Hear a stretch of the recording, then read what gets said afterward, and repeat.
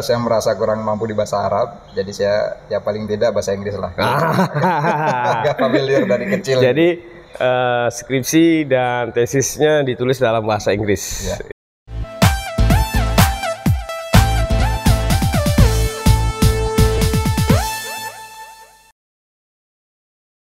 Assalamualaikum warahmatullahi wabarakatuh. Salam cerdas. Apa kabar mahasiswa Indonesia, pejuang tugas akhir dimanapun Anda sedang menimba ilmu pengetahuan.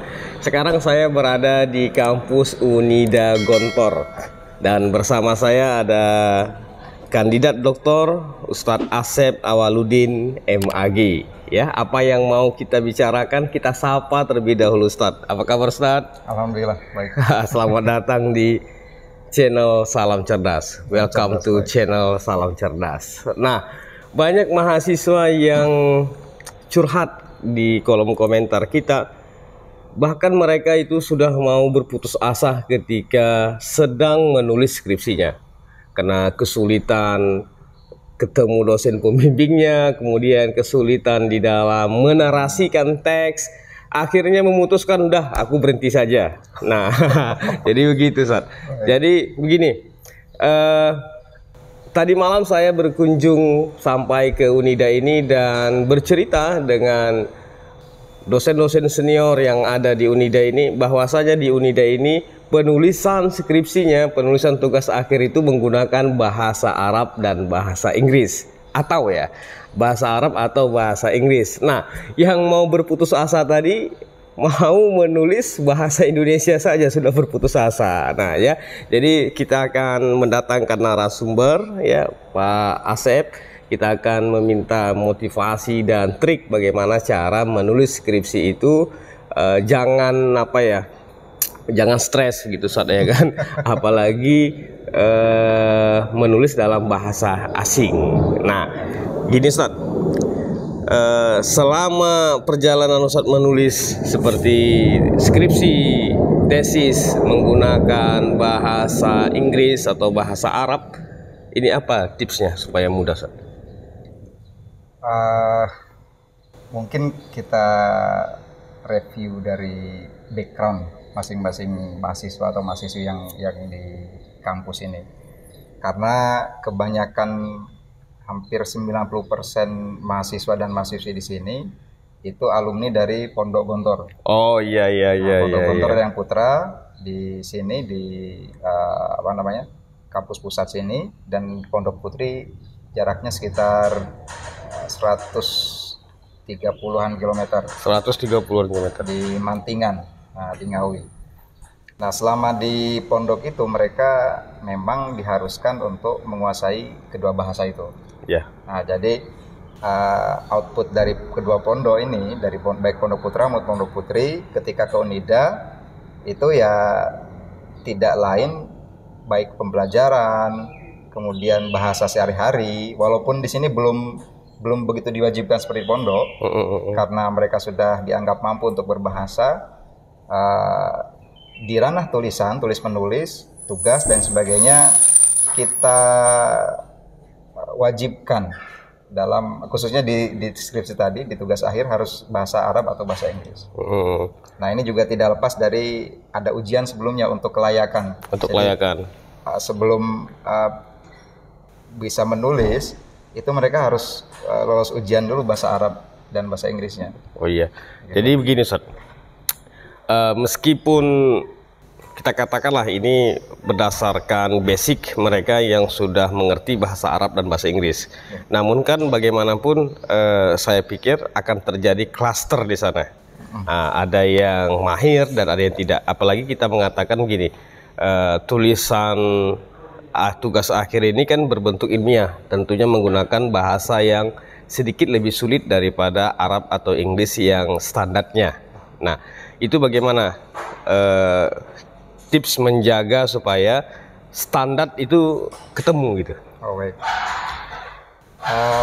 Usaha awal itu selain tadi output yang kita ambil sebagai input di sini, itu ya mereka dipastikan ketika ujian masuk harus lolos di ujian bahasa Inggris dan bahasa Arab juga. Oh iya. Yang pertama di level awal. Kemudian ini baru dicanangkan baru dijalankan di tahun ini. Dan di setiap semester itu ada ujian bahasa. Ujian bahasa Arab. Nah, ini dalam rangka standarisasi kemampuan anak-anak atau mahasiswa untuk mengungkapkan baik secara verbal ataupun tulisan bahasa Arab itu. Memang ada perbedaan antara cara berbicara dan cara menulis dalam bahasa Arab dan bahasa Inggris itu. Nah, tapi kemudian ketika anak-anak kita kita wajibkan untuk lulus ujian bahasa sebelum nanti menulis tugas akhir, itu nanti di level terakhir juga ada namanya standarisasi bahasa untuk menulis ujian skripsi. Oh iya. Jadi ada kurang minimal ada 3 level yang harus dilalui untuk menyetandarkan bahasa. Plus tentunya juga dosen pembimbing nanti ketika membimbing harus membuat bahasa anak-anak di skripsi ini paling tidak ya bisa dipahami. Itulah yang gitu. Paling tidak ada standarnya, Ustaz ya. Ada, insya Allah. Nah, jadi begini, ini kan mengenai kebiasaan juga. Bagaimanapun peran daripada dosen pembimbing, tapi seorang mahasiswa dialah yang mengetahui pasti mengenai substansi, corak dan sebagainya mengenai tulisan dia gitu kan, Ustaz. Apakah di setiap semester itu tugas kuliah itu contoh ada makalah ada ya, Ustaz ya, ada makalah, ada paper dan sebagainya, itu juga diwajibkan menggunakan bahasa Arab atau Inggris atau bagaimana? Ya, jadi setiap tugas di setiap mata kuliah, mata kuliah di sini memang 80-80% itu bahasa Arab dan Inggris. Oh iya. Nah, otomatis nanti tugas akhir paper atau makalah itu harus dibuat sesuai bahasa yang pengantarnya. Bahasa pengantar. Cuman memang ada ketika ada kesulitan di penulisan itu diperbolehkan untuk menulis bahasa Indonesia, akan tetapi nanti ketika presentasi itu wajib tetap beri bahasa. Oh iya.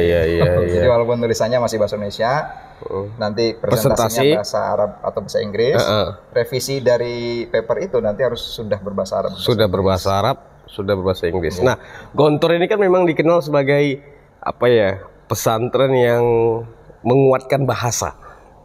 Nah, gitu kan. Jadi kita mengenal seperti itu. Nah, jadi begini, Ustaz.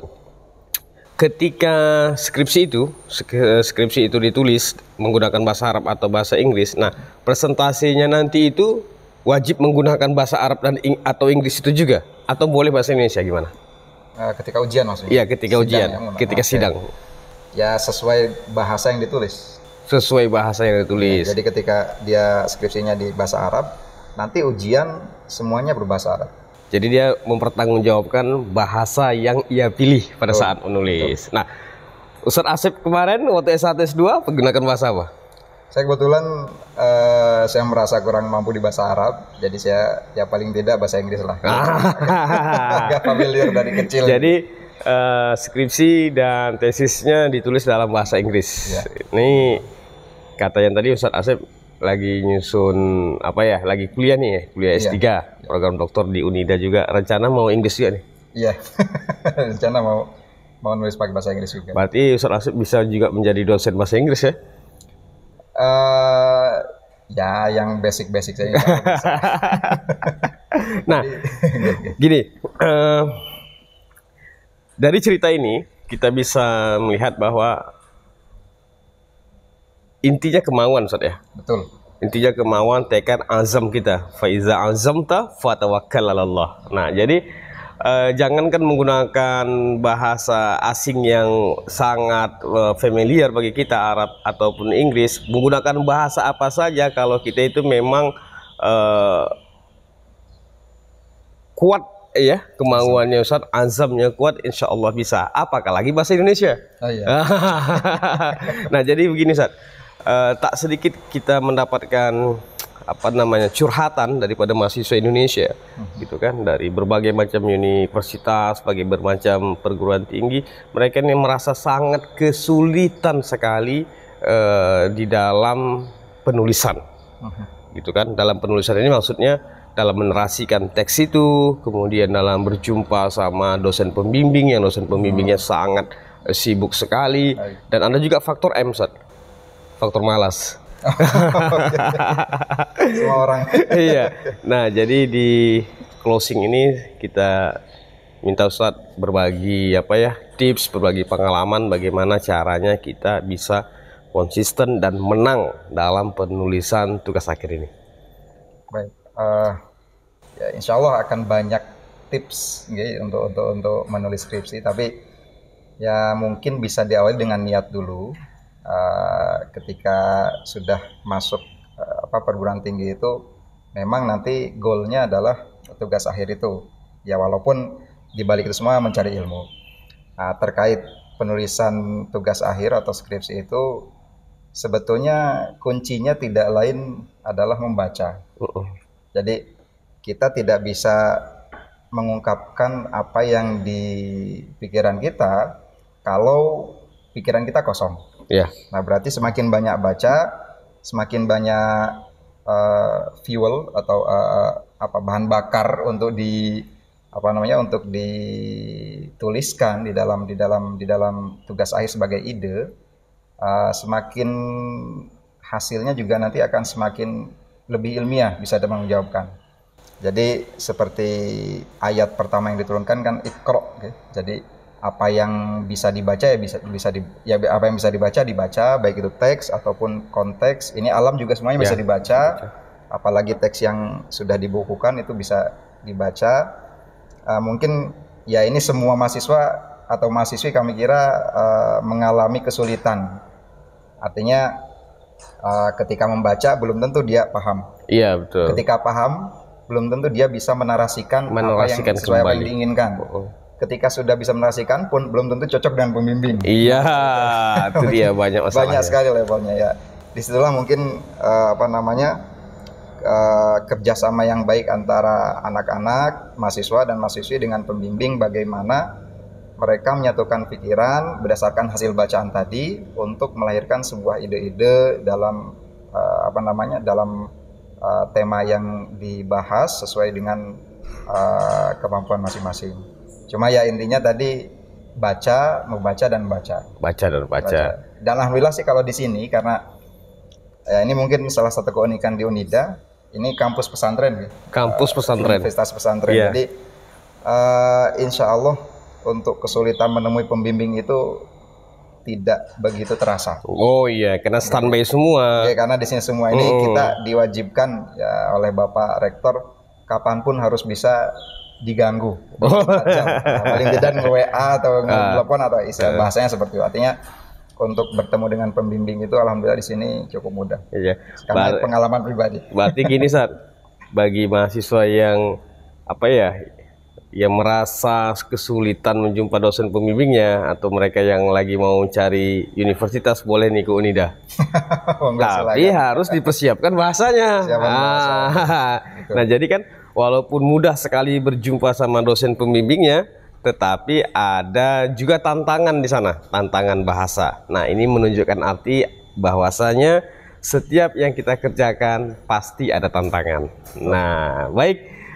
Ini perbincangan kita, mudah-mudahan perbincangan yang sederhana ini dapat membantu ya, dapat memberikan solusi motivasi bagi mahasiswa Indonesia. Kita minta kepada Ustadz Asep untuk closing statement ya, apa yang menjadi motivasi dan atau pesan kepada mahasiswa Indonesia agar tetap semangat menyelesaikan tugas akhirnya atau menyelesaikan studinya. Yuk Ustadz. Baik, kepada teman-teman mahasiswa atau mahasiswi yang sedang berjibaku ataupun berikhtiar untuk menyelesaikan jenjang mahasiswanya, ya mudah-mudahan selalu dikuatkan.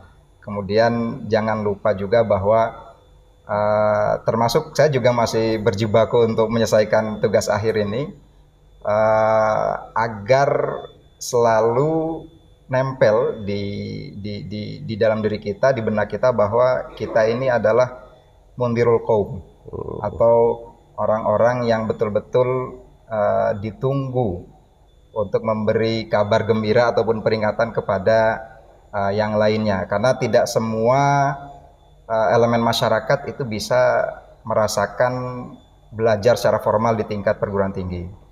Maka teman-teman semuanya, termasuk saya juga sendiri, tetap selalu berpikiran bahwa kita ditunggu umat. Nah, kita ditunggu umat, maka walaupun ini hanya formalitas, tapi ini penting demi dakwah kita ke depan. Itu mungkin. Ya, baik, sangat luar biasa sekali motivasinya. Intinya kita harus bersyukur dan banyak orang yang tersayang, yang menyayangi kita, sedang menunggu kesuksesan kita. Simpan dulu keluh kesahmu, nanti kamu ceritakan ketika kamu sudah sukses. Terima kasih. Wassalamualaikum warahmatullahi wabarakatuh. Salam cerdas.